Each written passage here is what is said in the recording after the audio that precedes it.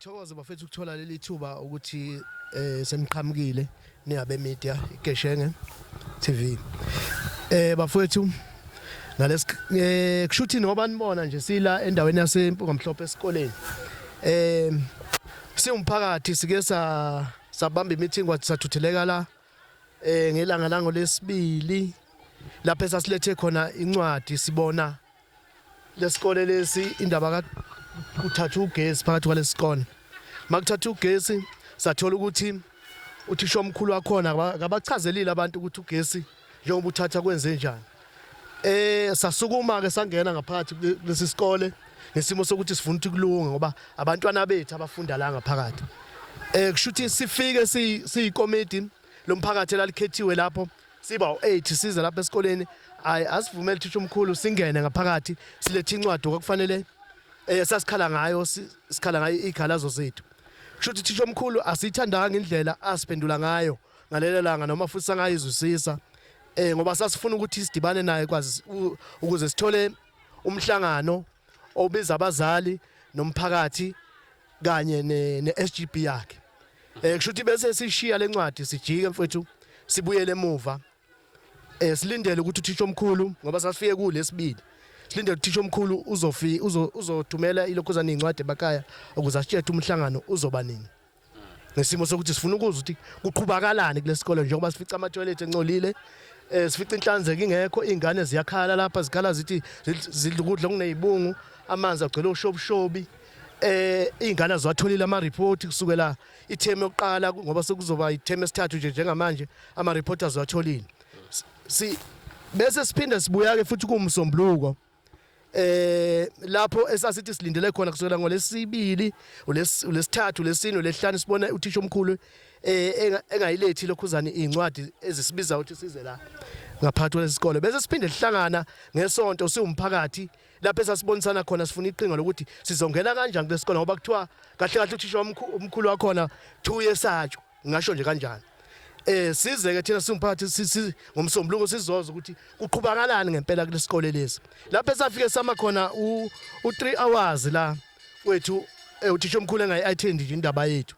Yilapho kwabe sekukhetha khona wathi ucela ukukhuluma nabantu abathathu ngoba sasifuna nomhloli ngaleso sikhathi wanqaba uthisha omkhulu ukuthi akhulume. Governing body yona ekwazi ukuxhumanisa umphakathi kanye nesikole engqinambeni esuke zikhona zixoxwa kwi-governing body umphakathi i-governing body bizotshela umphakathi kulesi sikole kwenzakalani ngakho. Yebo kunjalo kune SGB okufanele kube yiyona ebuya izotshela umphakathi ukuthi kwenzakalani. Sithema sithola sathothi naye icindezelekile. Ayikwazi ukukhuluma izinto zalanga phatha akulungiseki into yalanga phatha ngenxa ukuthi kunabanye bothisha futhi abahlangene naye uthisha omkhulu ngaphakathi la esikoleni. Kahle kahle kulesikole kugcwele icorruption yodwa ngaphakathi. Okay. Okunye indaba yomhloli nitheni iveza ukuthi umhloli kwafika la ekwenzakaleni ngaye. Umhloli ukwafika la kule ndawo kulesikole lesi. Mayefika ufika okushuthi bengilapha ngenkathi sifika ngomsombuluko. Sesizofuna usuku ngoba sibona uthisha omkhulu incwadi engayibhalile lingezingane ukuthi sibizwe njengoba sasifike sifuna umhlangano wabazali khona sizoza ukuthi kuqhubakalani. Kushuthi ke amfoneleke umhloli ngabe wamfonela bese sizwa ngakusasa bese kuqhamuka ilokhuzana ama message athi kuthiwa abazali bafuneka esikoleni bekulesika yiumsombuluko kwathiwa bafuneka esikoleni. Kushuthi nodadewethu uzosichazela kafishane okunye abakubonile nasebekukhulumile mhlawumbe ukubona ababona kubehlula. Yebo ngicela ukubingelela umphakathi wonke. Mina igama lami nguPhege ngwakamtshali ngikulo ikomiti lalifike la ngolesibili last week kuthisha omkhulu. Uthisha omkhulu sakhuluma naye siseba u8 amshela incwadi. Ngambuza ukuthi thisha omkhulu ngoba ulapha nje wena ugesi uyawukhokhela. Wathi uthisha omkhulu kithi ugesi uyawukhokhela. Sayishiya incwadi sahamba ngase before sami ngamtshela thisha omkhulu bengisacela ungisiza ungilungisela iliphu zikagesi kusukela ngalesikhathi lesobuthi yena ugesi uze waqhuma last year. Kune camp ngathi cela ngisizeke ezakulonyaka ilipha ngidinga ngicela ezangonyaka olandela lo odlule athembisa uthisha omkhulu. Mase sifikile lapha emeetingini uthisha omkhulu useyayivumela ukuthi bamtshelile abangani bakhe ukuthi akavume kuze thina simxolele bakuthiwa umphathi walapha uyabhayisa mayesho yena nabangani bakhe wavuma ke ukuthi ena ulogana ugesi ube urobhile mangimbuza uthisha omkhulu ugesi urobhe ngamuphi unyaka uthisha omkhulu akafuni ukuphuma uphumele obala mase besha abangani bakhe emasayidini bathi thina sithengiwe omunye wothisha abala esikoleni okungiphatha kabi ke lokho ukuthi enasi ngathenga kanjani sithi thina siyalungisa kube khona abantu ababhidlizayo so mina into engicelayo nje ezimina ngiyimele nje ngiseceleni ngahlangane namuntu bese acela ukuthi uthisha omkhulu akalungisa inyawo zakhe noma uthisha omkhulu akadede mhlawumbe kuba khona omunye umuntu ozokhona ukuma la impunga mhlophe ilunga inama toilet ngamtshengisa futhi umhloli ukuthi nazi izithombe zama toilet hosling board bawile isikole spendwa yonke into kunokuthi besitshela ukuthi isisombululo yini basitshela ngepercent ukuthi ususe ku 34% ulise ko 80 bana sinankinga nalokho siyakubonga futhi kuloko uthisha omkhulu umjadi ukuthi asinyusele ipercent kodwa besisacela ukuthi isikole seingane zethu sihambe kahle silunge sakhuluma ke njengekomiti mina ngikulelela elinye ikomiti futhi sekusho sengisema komiti namabili lesibili ke leli likhethwe labantu abawu4 ngase ngiyaqhubeka ke nami ngendlela yami ke njengomuntu okwake wathi ukuncwada ngoba phela kwazi ukuthi asincwadile ngakhuluma nelokungana negoverning board iyonke noma ingekho yonke iphelele kodwa ngiyacabanga ukuthi ngoba elinye lelunga legoverning board likhona silicela ukuthi libe nathi lapha ngicabanga ukuthi ngicela liphawulele nalo ngoba manje into eyenza ukuthi sithi ilunga legoverning board aliphawule sithe sisemhlanganweni masicela ilunga igoverning board ukuthi iphawule kwathiwa hayi hlalani phansi nina safuna niyoyigeza niyoyihlamba as if it like leli committee likhona le governing board manje yilo elidla imali mina ngizonitshela ngingancancazi ukuthi abantu abazi imali ile ya governing board ekhishwe yilaba noma ekhona oyedwa wabo kule khona manje uyaziyo imthonselana yamasenti kodwa igoverning board yazi imali le governing board ephumile angisho ukuthi lena ngiyayikhulumela so ngamanye amazwi usho ukuthi kudliwa imali kuhlangana igoverning board kanye nothisha omkhulu okwenza ukuthi kungakhulumeki izinto yebo uthisha omkhulu wala impunga mhlophe nje umayeke kwakhethwa usihlalo umthatha usihlalo amfake la ikhikhini kube nguye usihlalo nothisha omkhulu abenza izinto ingani kuziningi amanyundulula la impunga mhlophe ukuthi abantu bayesaba basaba ukuzondwa basaba ukuthandwa ukuzondwa nokuthandwa amaningi amanyala la esihleli pheki wawo besacela ke thina basenize nasilalela nafika nisilethele nomuntu womnyango andila lempunga mhlophe kuya ngenyunyana mawuyisathu nje uzovunwe ngisho ulokungana ubaba umhloli wakhona ngoba kuhambisana konke ngithi mina nje ngongangcithezi kwami bengisacela ubhuti ongaphansi kwegoverning board naye akandlalo oba manje igama labo linyakazisekile ingathithi le mali yesikole yaziwanga yibo okay kulungile asinikeze ilunga le governing board ke siza ukuthi ke uzophawula thini ke mhlambe ke naye njengoba sila endaweni ke yasempunga mhlophe Dini Dalton sikhuluma ngeudaba ke lalesikole esimpunga mhlophe ukubika ukuthi kunokuningi okungenzekala kahle ama toilet afile ugesi awukho kuningi nje ke ingane ezikhala ngakho kodwa ukhona ke lawo ilunga le governing board njengamanje usasebenza njengelunga le governing board kodwa cishe kunamachaphazela khona manje asethinta ukuthi nabo bayingxenye yokudla imali ezilahleka ngaphakathi kwesikole mhlonishwa sikubingelele sikwamukele kwiGeshenge TV angibingelele msakazi nabalaleli emakhaya nasibonga ithuba ungasichazela kafushane njengoba kuvela ukuthi ngatheni ingxenye impela yabantu abasoleke ukuthi nadla imali yesikole kanti sekunezinto eziningi ezibonakala ezizidingo zabafundi njengoba kubala ukudla abafundi ukudla bakudlayo kukho esimene esikahle kubala ama toilet asesimene esingekho kahle nokunye nogesi ongekho esikoleni okusho ukuthi ke ukufunda kusaqhubeka ngendlela efanele ungachaza kafushane ngibingelele msakazi cha kulena yokuthi kunenkinga kagesi into ekhona ugesi ukhishiwe esikoleni bese kuba inkinga yamanzi ngicabanga ukuthi ke sekunesikhashanyana kule yamanzi kunenkinga kodwa ke angeke ngiphawule kabanzi kulokho mina engakuphawulela yilokho ukuthi kufika inhloko yomnyango kuzoba nomhlangano bekule singaki ngolesibili uma kunomhlangano ke emhlonishwa inhloko yomnyango yashiya igama elisenza abantu ababe emphakathini yathi kufanele siyoyigeza so ke angazi ke mhlawumbe leyo nto ibichaza ukuthini ngoba thina sazani neinkinga ezikhona esikoleni sifice kuvele kungahambi kahle ngizokusho kanjalo ngoba sifice nemali esikoleni ingekho kodwa kulokho esikuficile thina mhlawumbe sizamela ukusebenza ngendlela yokuthi isikole sethu sisibone sithuthuka futhi engingathanda ukukubalula lamsakazi ukuthi ekungeneni kwami esikoleni ngingene njenge concerned citizen ngokubona isikole sethu kukhona izinto ngoba eqinisweni lithi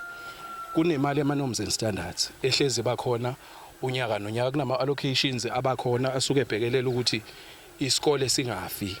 abhekelela futhi nokusebenza kwangaphakathi okukufunda nokufundisa kuqhubeke. So uma sesibona ke kukhona uhlangothi oluhambayo ngicabanga ukuthi iqale lapha iconcern yabazali ukuthi si consent ngokubona isikole sethu sifa. Nengicabanga ukuthi akulona icala umsakazo wami lokho ukuthi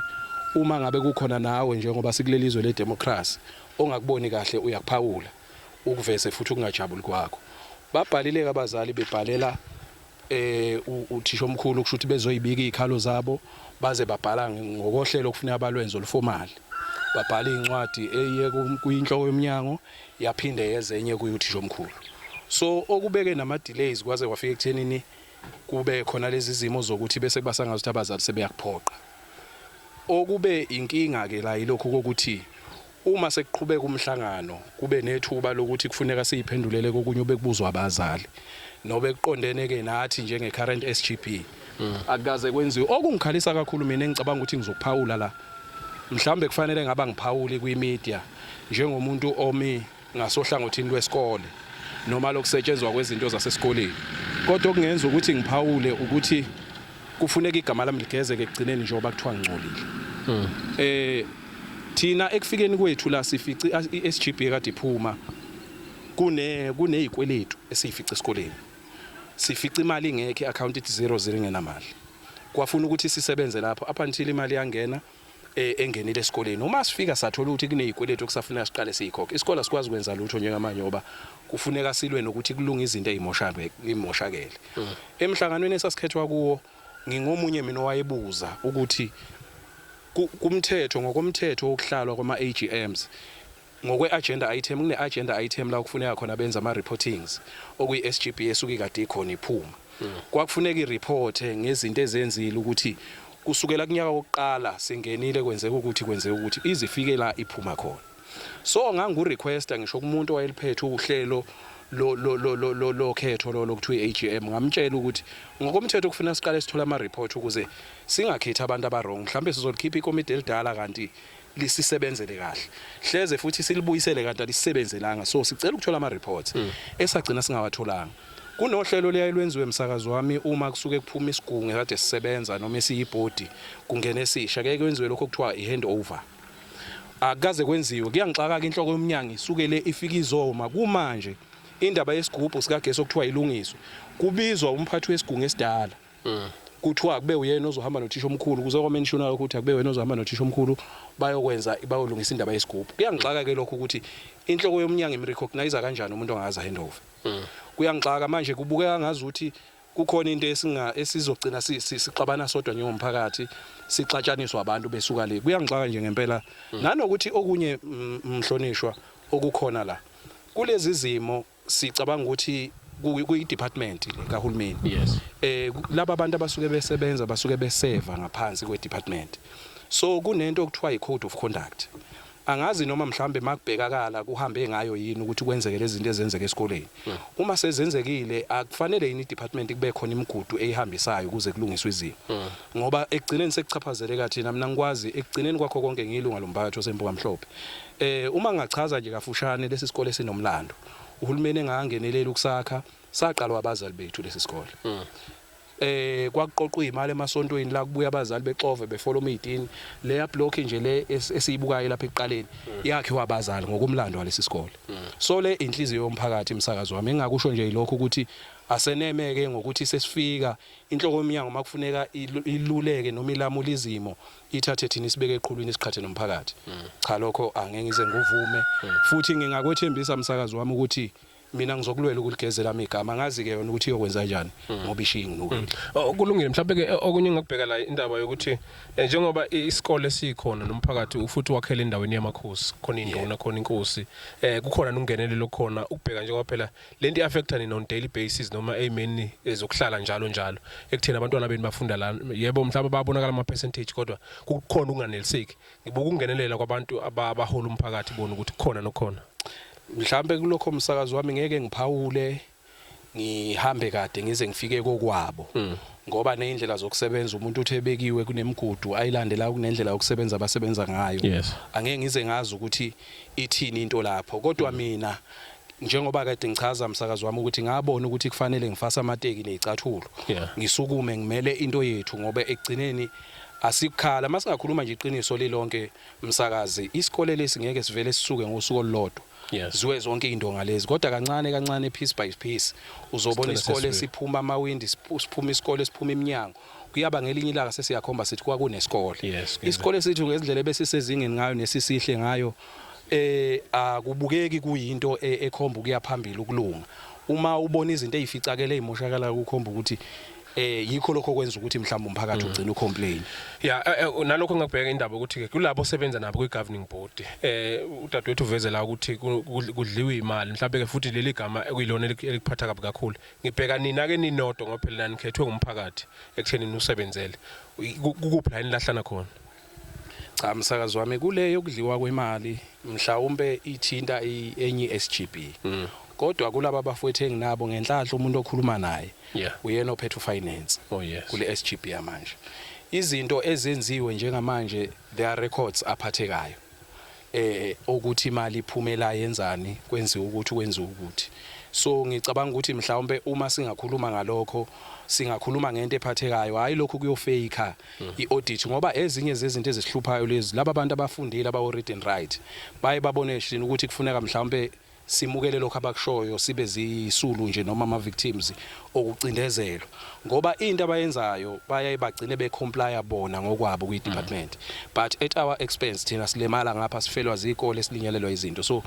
angiboni ukuthi kungasiza lokho mhlawumbe ngeke ngiphawule njengomphakathi ngizophawula njengelunga lesigungu ukuthi mina ngokwazi kwami kule SGB ekhona njengamanje the current one asikaze sibe nawo amandla ukuthola imali kunalokho imali efikile ebingama trench amabili isifice esicule ezikweletini kwafuna ukuthi silungise kukhona okuncane ke sikwenzile ngayo na ubiza nomphakathi mhlambe ukuchazela ngezimo ezikhona esikoleni ukuthi nani nifice kunemali engaka sesingena kuzo kunje khona nena kwenza kulokho kwabiza umhlangano umsakazo wami ngoba uma kuzoba nalento yokuthi kwenziwa ibudgeting kuyaye kuhlelwe kunama portfolios ahlukene la ngaphakathi kulento yomkhandlu kusuke kukhona noma maintenance committee okuyena ke osubuka isikole abona ukuthi kunesidingo sokuthi kwenziwe ukuthi esikoleni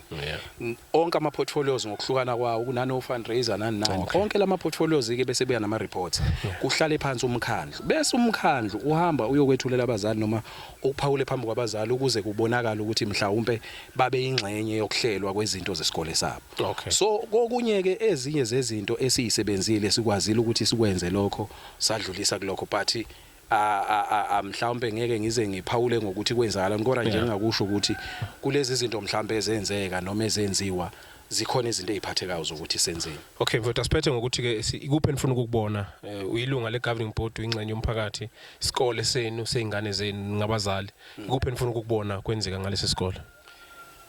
njengoba ngichazile umsakazo wami ukuthi ngangena kwi SGB njengomuntu owaye consent ukuthi ngiyafisa ukubona isikole sethu siqhubeka one mhlawumbe nangokwemphumela emihle two nangokuthi ke istructure sisificile asisigcine siyiso kunalokho okungcono singaphuma kungcono ukuphucuzeka kunokuba kushone phansi ilokho njengakusho umsana asibonga kakhulu igama ngosiboniso koButhelezi keshe ngeTV bekade silahambele ke isikole sasempunga mhlophe kubikwa ukuthi ke la kunezinto eziningi abazali kanye ke nekomiti elikhethiwe abanganelisekile ngazo njengamanje bezama ukuthi ke sithole uthisha omkhulu kodwa ke unqabile ukukhuluma nami izindaba sozama ukuthi ke siqhubele udaba ngokuthi sithole abomnyango kwamanje siyabonga kakhulu